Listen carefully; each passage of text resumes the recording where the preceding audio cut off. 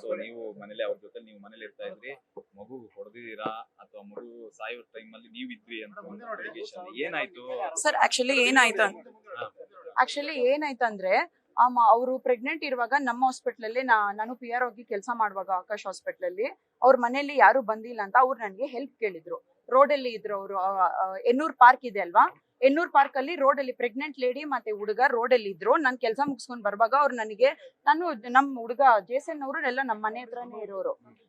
ನನ್ಗೆ ಹುಡುಗ ಗೊತ್ತು, ಹುಡುಗಿ ಗೊತ್ತಿಲ್ಲ. ಅವ್ರು ಪ್ರೆಗ್ನೆಂಟ್ ಇದ್ದಾಳಂತೆ, ಸರಿ ಪಾಪ ಅಂತ ನಾನು ಹೆಲ್ಪ್ ಮಾಡಿದ್ದೆ ಅವ್ರಿಗೆ. ನಾನು ರೂಮ್ ತಗೋ, ಇಲ್ಲಿ ಎನ್ನೂರ್ ಕ್ರಾಸ್ ಅಲ್ಲಿ ಕಮ್ನಳ್ಳಿಯಲ್ಲಿ ಶೋಭಾ ಅಂತ ಎಲ್ಲ ಅವ್ರಿಗೆ ರೂಮ್ ತೆಗ್ದು ಕೊಟ್ಬಿಟ್ಟು, ನಾನೇ ಅವಲ್ ಮಿಲ್ ರೋಡ್ ಅಲ್ಲಿ ಅವ್ರಿಗೆ ಮನೆ ತೆಗ್ದು ಕೊಟ್ಬಿಟ್ಟು ಎಲ್ಲ ಮಾಡಿದೆ. ಆ ಹುಡುಗಿ ಹೋಮ್ ಸಿಕ್ ಆಯ್ತಂತ 3 ತಿಂಗಳ ಮಗುಗೆ ಏನ್ ಮಾಡಿದಾಳೆ, ಹಂಗೆ ಮಗುನ ಮನೆ ಒಳಗಡೆನೆ ಬಿಟ್ಬಿಟ್ಟು, ಇವನು ಬಾತ್ರೂಮ್ ಒಳಗಡೆ ಇರುವಾಗ ಮಗು ಮುಖ ಮೇಲೆ ಫುಲ್ಲು ಬೆಡ್ಶೀಟ್ ಹಾಕ್ಬಿಟ್ಟು ಹಂಗೆ ಎದ್ದು ಯಾರೋ ಝೊಮ್ಯಾಟೊ ಅವ್ರ ಹತ್ರ ಡ್ರಾಪ್ ಕೇಳ್ಬಿಟ್ಟು ಬೆಳಗ್ಗೆ 5 ಗಂಟೆಗೆ ಓಡೋಗ್ಬಿಟ್ಟಿದ್ದಾಳೆ. ನಾವು ಅವ್ಳ ಹುಡುಗಿಗೆ ಸುತ್ತಿ ಹುಡುಕಿ ಅವಳು ಸಿಕ್ಕೇ ಇಲ್ಲ ನಮಗೆ.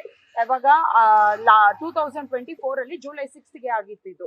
ಅವಳು ಎಲ್ಲೂ ಸಿಕ್ಕೇ ಇಲ್ಲ. ಆಮೇಲೆ ಅವ್ರ ಮನೆ ಹತ್ರನೂ ಹೋಗಿ ನಾವು ಕೇಳಿದ್ವಿ, ಎಲ್ಲಿ ಮಗು ನಮ್ಮ ಹತ್ರನೇ ಇತ್ತು. ಆಮೇಲೆ ಮಗು ಏನಾಯ್ತಂದ್ರೆ 4 ಗಂಟೆಗೆ ಹೋಗಿ ಅವಳು ಬಾನಸವಾಡಿ ಪೊಲೀಸ್ ಸ್ಟೇಷನ್ ಅಲ್ಲಿ ಕಂಪ್ಲೇಂಟ್ ಕೊಟ್ಟಿದ್ದಾಳೆ, ಈ ತರ ಮಗು ಕೊಡ್ಬೇಕು ನನಗೆ ಅಂತ. ಅಲ್ಲಿ ಅವರು ಸರಿ ಕರ್ಸಿದ್ದು. ನಾನು ಹೇಳಿದೆ, ಮಗು ಹಾಲು ಕುಡಿಯೋದ್ ಮಗು ನಮ್ಮ ಹಿಡ್ಕೊಳಕ್ ಆಗಲ್ಲ, ಕೊಟ್ಬಿಡು. ಯಾಕಂದ್ರೆ ಅವ್ಳು ಬಿಟ್ಟು ಹೋಗಿರೋದು ಅವಳು ತಪ್ಪು. ಅವಳು ಮಗು ಬಿಟ್ಟು 3 ತಿಂಗಳ ಮಗುನ ಇದು ಕಷ್ಟ ಪಡಕ್ ಬಿಟ್ಬಿಟ್ಟು ಹೋಗ್ಬಿಟ್ಟಿದ್ದಾಳೆ. ಸರಿ ಅಂತ ಹೋಗಿ ಎಲ್ಲ ಬಾನಸವಾಡಿಯಲ್ಲಿ ಎಲ್ಲ ಕೊಟ್ಬಿಟ್ರು. ಆಮೇಲೆ 2 ಇಯರ್ಸ್ ಆಯ್ತು, ಅವಳು ಈ ಕಡೆ ತಿರ್ಗೇಲ್ಲ. ಆಮೇಲೆ ಒಂದು ಜನವರಿಯಲ್ಲಿ ಒಂದು ಫೋನ್ ಕಾಲ್ ಬಂತು ಅವ್ರ ನಂಬರ್ಗೆ ಅಂತ ಅವ್ನು ಹೇಳಿದ್ದು ನನಗೆ. ಏನಂತ ಅಂದ್ರೆ, ಅಲ್ಲಿ ರೀಚಾರ್ಜ್ ಅಂಗಡಿಯಲ್ಲಿ ಹೋಗಿ ಫೋನ್ ಮಾಡಿದಾಳೆ ಮಗುನ, ಈ ತರ ನನ್ಗೆ ತುಂಬಾ ಟಾರ್ಚರ್ ಆಗ್ತಾ ಇದೆ, ನಮ್ಮ ಅಪ್ಪ ನನ್ ಮನೆಗೆ ಕರೆಸ್ತೀನಿ ಅಂತ ಹೇಳ್ಬಿಟ್ಟು ನನ್ನನ್ನ ಅಕ್ಕ ಮನೆಯಲ್ಲಿ ಬಿಟ್ಟಿದ್ದಾರೆ.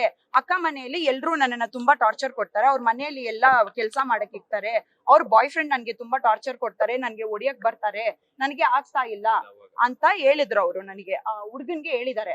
ಆ ಹುಡ್ಗ ಏನ್ ಹೇಳಿದ, ಸರಿ ಆಯ್ತಮ್ಮ ನಾನ್ ಟೇಕ್ ಕೇರ್ ಮಾಡ್ಕೊಳ್ತೀನಿ, ನೀನ್ ಬಾಪ ಎಲ್ಲಿ ಇದೆಯಾ ಅಂತ ಕೇಳಿದಾಳೆ ಹುಡ್ಗಿ ಹತ್ರ.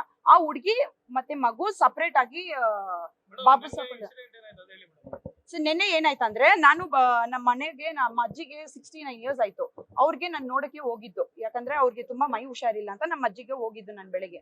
ನಾನ್ ಸಾಯಂಕಾಲ ಬರುವಾಗ ಕೇಳಿದೆ, ಮಗುಗೆ ಬ್ರೀದಿಂಗ್ ಇತ್ತು, ಶಿ ವಾಸ್ ನಾರ್ಮಲ್.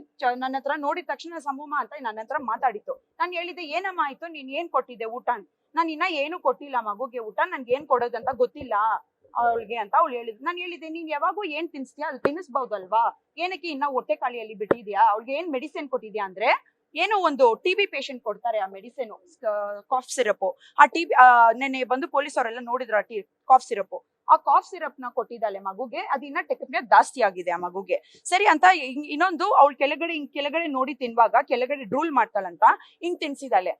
ಏನಾಗಿದೆ, ಫುಡ್ ಪೈಪ್ ಇಂದ ವಿಂಡ್ ಪೈಪ್ಗೆ ಊಟ ಹೋಗಿದೆ ಅಂತ. ಸರಿ, ಶಿ ವಾಸ್ ನಾರ್ಮಲ್, ಬ್ರೀತಿಂಗ್ ಎಲ್ಲ ಆಯ್ತು. ಕರೆಂಟ್ ಎಲ್ಲ ಹೋಯ್ತಂತ, ಡೋರ್ ಎಲ್ಲ ಓಪನ್ ಎಲ್ಲೇ ಇತ್ತು. ನಾನು ಅವಳಿಗೆ CPR ಮಾಡ್ತಾ ಇದ್ದೆ. Okay nothing happen. ಅಷ್ಟು ಬೇಗ ನಮ್ ನೇಬರ್ಸ್ ಎಲ್ಲ ಮೇಲೆ ಬಂದಿದ್ರು, ಕೆಳಗಡೆ ಇರೋರೆಲ್ಲ ಮೇಲೆ ಬಂದ್ರು.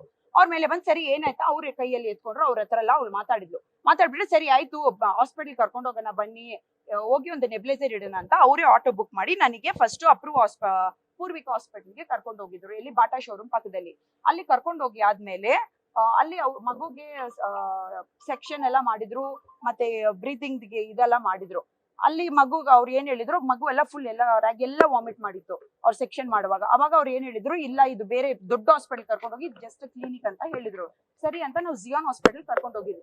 ಜಿಯಾನ್ ಹಾಸ್ಪಿಟಲ್ ಅಲ್ಲಿ ಫುಲ್ ಎಲ್ಲ ಫಸ್ಟ್ ಏಡ್ ಎಲ್ಲ ಮಾಡಿ ಒಂದು 10-15 ಮಿನಿಟ್ಸ್ ಆದ್ಮೇಲೆ ಆಚೆ ಬಂದು ಹೇಳ್ತಾ ಇದ್ದಾರೆ, ಈ ತರ ಮಗು ಡೆತ್ ಆಯ್ತಲ್ವಾಪ ಅಂತ ಹೇಳ್ತಾ ಇದ್ದಾರೆ. ಇಷ್ಟೇ ಆಯ್ತು ಸರ್. ಮಗು ಮೇಲೆ ಇಂಜುರಿಯಸ್ ಅಂದ್ರೆ ಅವ್ರ ಮನೇಲಿ ನಾಯಿ ಇತ್ತಂತೆ.